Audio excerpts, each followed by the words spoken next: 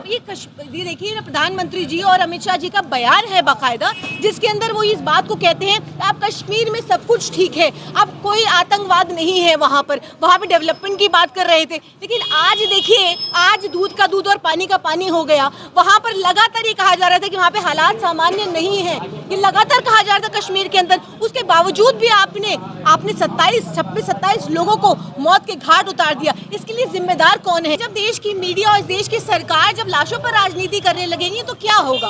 देखिए, आज जो जिस देश की मीडिया को सवाल सरकार से पूछना चाहिए था, जवाबदेही तय करनी चाहिए थी, आज वो सवाल किससे करते हैं? सुप्रीम कोर्ट से कर रहे हैं, क्योंकि हिम्मत नहीं है, सरकार से पूछने की हिम्मत नहीं है। आज जवाबदेही तय नहीं हो पा रही है, ना कोई इस्तीफा हो रहा है। ठीक है, हम आग्रह करते हैं कि जो भी इसके अंदर जो जिम्मेदार है उनके खिलाफ सख्त से सख्त कार्रवाई होनी चाहिए। देखिए, आतंकी हमले ये कोई पहली दफ़ा नहीं है, इससे पहले भी बहुत से आतंकी हमले होते रहे हैं और मोदी जी के कार्यकाल में ही हुए हैं। लेकिन अभी ये वक्त लाशों पर सियासत करने का नहीं है, और इसी को लेकर के आज हमने उन शहीदों के लिए, हम उन परिवारों के साथ खड़े हैं, जो परिवार जो आज शोक में है, उन परिवारों के लिए हम ऊपर वाले से दुआ भी करते हैं और उस परिवार के साथ खड़े हैं कि ऊपर वाला उनको शक्ति दे और सब्र अता करे। और इसीलिए हमने कैंडल मार्च निकाला है। हमारी संवेदनाएं उनके साथ हैं, लेकिन उसके साथ ही बहुत से ऐसे सवाल हैं जो खड़े होते हैं कि जवाबदेही किसकी है, कौन जिम्मेदार है, क्यों हुआ, किस लिए हुआ। इन तमाम मिलिटेंट के होते हुए, जेके पुलिस के वहाँ पर होते हुए, तमाम वहाँ पे पेट्रोलियम होता है, लेकिन उसके बावजूद भी ये आतंकी हमला दिन दहाड़े हो गया। और इस हमले को जिस तरीके से हिंदू मुसलमान करके सियासत करी जाने लगी, देश की मीडिया, जिस शर्म आनी चाहिए देश की मीडिया को भी और उन लोगों को भी जो सोशल मीडिया पर जिस तरीके से हिंदू मुसलमान कर रहे हैं। अगर कोई मारा गया है तो देखिए, वो हिंदुस्तान का नागरिक मारा गया है, हिंदुस्तानी मारा गया है, कोई हिंदू या कोई मुसलमान नहीं है। ये पाकिस्तानी हमला था, लेकिन जवाबदेही तय होनी चाहिए और इस जवाबदेही का पूरा हिंदुस्तान इंतजार कर रहा है। हिंदुस्तान का एक एक नागरिक आज इस शोक की घड़ी में उन परिवारों के साथ खड़ा है। उम्मीद करते हैं कि जल्द से जल्द ये जवाबी कार्यवाही सिर्फ नाम मात्र ना हो, कि सिर्फ हम ये कह दें कि हम निंदा करते हैं, हम भर्त्सना करते हैं, हम शहीदों को नमन करते हैं और ये सब आतंकी के जो हमला हुआ है इसकी जवाबदेही तय होगी। लेकिन जवाबदेही कोई तय नहीं होती। जिस तरीके से पुलवामा हुआ, पुलवामा के बाद कोई जवाबदेही तय नहीं हुई, उसकी जांच उच्च स्तरीय जांच नहीं हुई। तो जाहिर है ये तमाम चीज़ें हैं, तमाम सवाल हैं।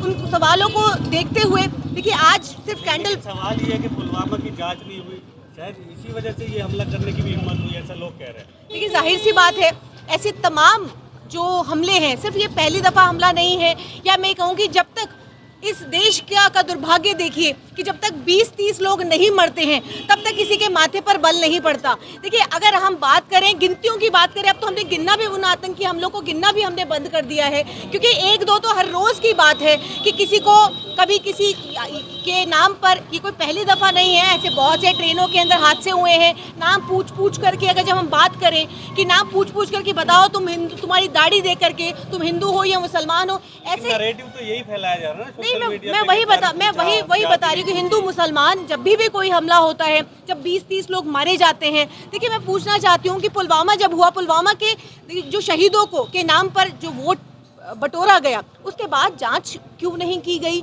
ये जो वहाँ पर जो ड्रग्स, जो 200 किलो ड्रग्स जो पाया गया, ये उसकी जांच क्यों नहीं हुई? 40 हमारे जवान शहीद हुए। देखिए, जब प्रधानमंत्री जी का तीसरा कार्यकाल था, तीसरा कार्यकाल के 57 दिन के अंदर ही 25 आतंकी हमले हुए। देखिए, मैं उन आतंकी हमलों की बात करती हूँ कि जो ये कहते हैं कि अरे आप सवाल करोगे तो ये कहा जाएगा कि अरे कांग्रेस के वक्त में भी तो होता था, फलानी सरकार के वक्त में भी तो होता था। ये कोई पहली दफा थोड़ी है। आपका मुंह बंद कराने के लिए इस तरीके की बातें की जाती है कि पहली दफा नहीं हुआ। का विरोध हो रहा है, जिस तरह से नैरेटिव फैलाया जा रहा है, हिंदू मुस्लिम की साजिश बताया जा रहा है, कह रहा जाति नहीं धर्म पूछा गया। देखिए, जब देश की मीडिया और देश की सरकार जब लाशों पर राजनीति करने लगेंगी तो क्या होगा? देखिए, आज जो जिस देश की मीडिया को सवाल सरकार से पूछना चाहिए था, जवाबदेही तय करनी चाहिए थी, आज वो सवाल किससे करते हैं? सुप्रीम कोर्ट से कर रहे हैं, क्योंकि हिम्मत नहीं है।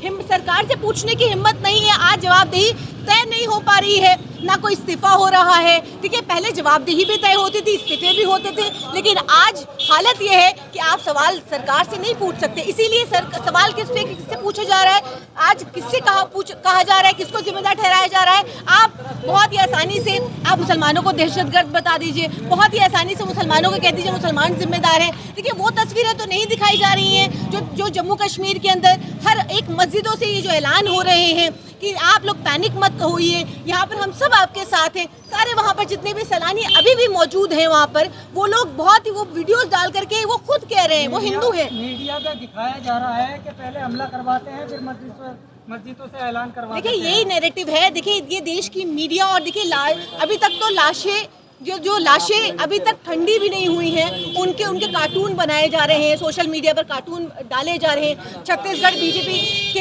हैंडल से जिस तरीके का कार्टून डाला, शर्म आनी चाहिए। उस मीडिया को भी उसकी भी कुछ जिम्मेदारी तय होनी चाहिए कि उसको भी शर्म आनी चाहिए। जिस तरीके से आज ये हिंदू मुसलमान का नैरेटिव बनाया जा रहा है, बजाय सरकार से सवाल पूछने के, बजाय हमला हो कैसे गया। और अभी तक जिस तरीके से आतंकी हमले हर रोज हो रहे हैं, ये दहशतगर्दी, ये बंद होने का नाम, जो 370 की बात करते थे, 370 की कि 370 हमने खत्म कर दिया, अब सब कुछ कश्मीर के अंदर ठीक है। आप ये देखिए ना, प्रधानमंत्री जी और अमित शाह जी का बयान है बाकायदा, जिसके अंदर वो इस बात को कहते हैं कि आप कश्मीर में सब कुछ ठीक है, अब कोई आतंकवाद नहीं है वहाँ पे डेवलपमेंट की बात कर रहे थे। लेकिन आज देखिए, आज दूध का दूध और पानी का पानी हो गया। वहाँ पर लगातार ये कहा जा रहा था कि वहाँ पे हालात सामान्य नहीं है, ये लगातार कहा जा रहा था कश्मीर के अंदर। उसके बावजूद भी आपने 27 लोगों को मौत के घाट उतार दिया। इसके लिए जिम्मेदार कौन है? इसके लिए जाहिर है कि सरकार जिम्मेदार है। अगर हम इससे उठ कर के बात करें कि हम आज जिस तरीके से सरकार ने 27-28 लोगों को मौत के घाट उतार दिया, मैं यही कहूंगी उन्होंने मौत के घाट उतारा है क्योंकि कश्मीर के हालात सामान्य नहीं थे। लोगों को आपने लॉकडाउन करके लोगों को घरों के अंदर सालों साल बंद रखा। अभी चुनाव हुआ है ना, हालात तो सामान्य थे, सरकार बनी है नहीं, देखिए ऐसा है, ये किस तरीके से चुनाव हुए ये हम सब जानते हैं। आज देश के अंदर बीजेपी किस तरीके से चुनाव करा रही है ये भी हम सब जानते हैं। आज जो चुने हुए वहाँ पे चीफ मिनिस्टर हैं, उनको भी जेल के अंदर बंद कर दिया गया था, ये भी हम सब जानते हैं। तो देखिए, कश्मीर के हालात कभी भी सामान्य नहीं थे, ये हम सब जानते हैं।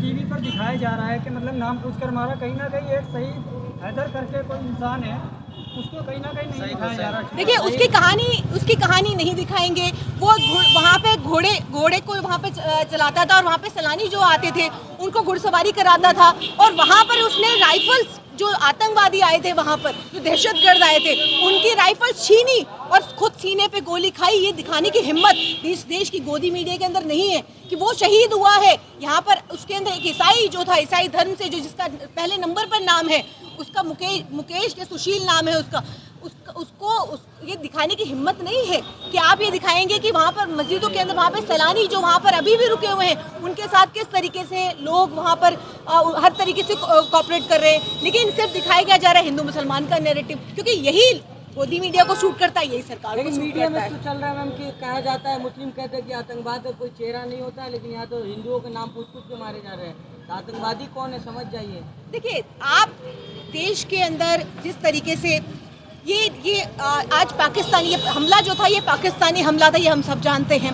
ये इसके अंदर जो भी जिम्मेदार लोग हैं, जो भी जिम्मेदार हैं, बिल्कुल आप उसको गोली मारिए, फांसी दीजिए, हर देश का नागरिक आपके साथ है। लेकिन जो ये प्रोपेगेंडा जो चलाने की कोशिश पाकिस्तान कर रहा है ताकि ये कम्युनल हेट जो देश के नागरिकों को तोड़ा जा सके, भारत के अंदर कम्युनल हेट फैलाई जाए, इसके अंदर, इस प्रोपेगेंडा के अंदर वो कहीं ना कहीं कामयाब होते। लेकिन आज देश का हर एक नागरिक, हिंदू, मुस्लिम, सिख, ईसाई, जैन, बौद्ध, सब लोग मिल करके एक साथ खड़े हैं।